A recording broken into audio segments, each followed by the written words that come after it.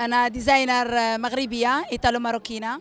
بالعزيمة ديالها والعفوية ديالها المعتادة، بالإضافة للأناقة ديالها الفطرية، نجمة مغربية تسطع في سماء عاصمة الموضة الإيطالية ميلانو.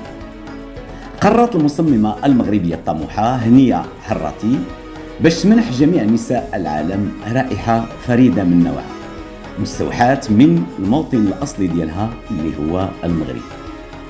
وفي انسجام تام اختارت المصممة ديالنا هذا الرياض الجميل، بالاتسو دي ستيليني، اسم على مسمى قصر النجمات. هذا المكان الرائع اللي هو مرتبط بتاريخ ميلانو والثقافة الأندروزية، باش تعرض التصاميم ديالها الجديدة مجموعة ربيع وصيف 2024. ومن المثير الاهتمام من طرف المختصين والإعلام والحضور هو كيفاش تمكنت هنية حراتي من دمج الثقافات المختلفة من خلال أسلوبها والتعبير ديالها عن الوحدة. ومن خلال الموضة استطاعت بأسلوبها اللطيف باش توجه رسالة عميقة لجميع نساء العالم. اختارت هنية لهذه الأمسية شعار الذهب والأرض، أزياء توحد العالم الذي وحد.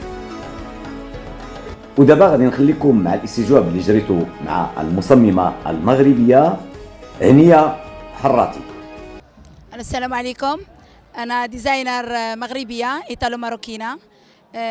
أول مرة كان نقدم هذا عرض الأزياء في فاشن ويك، ولكن ماشي عرض أزياء بسيط وصافي. أنا قدمت واحد الملابس اللي هما ارت، اللي هما واحد الكرياتسيوني بالنسبه لكاع المرأات اللي عايزين لبسوا لبس حلو ميدين ايطالي تشلينسا في الموندو في العالم كله.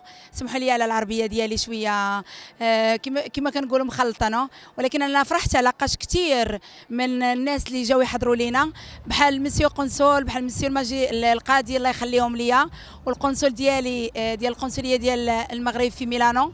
نشكروا بزاف على هاد الوقفه اللي واقف معايا، وعلى كاع البنات بلادي وولاد بلادي، وعلى ايطاليا، وعلى السينداكو ديال ميلانو مسيو سالا، وعلى سيسورا كابيلو، على ميشيل وتسيكار رجاء بالعزازي، على مسيو نور الدين مانيك اللي جا من باري على ودي باش يحضر، على مسيو اشرف، على كاع الاخوت وكاع الاخواتات اللي جاوا باش يحضروا ليا. وبغيت نشكر كل شيء جميعا، وديما نهزوا بالرايه ديالنا في اي دوله نمشيو لها. ميرسي وشكرا، بارك الله فيكم. ميرسي.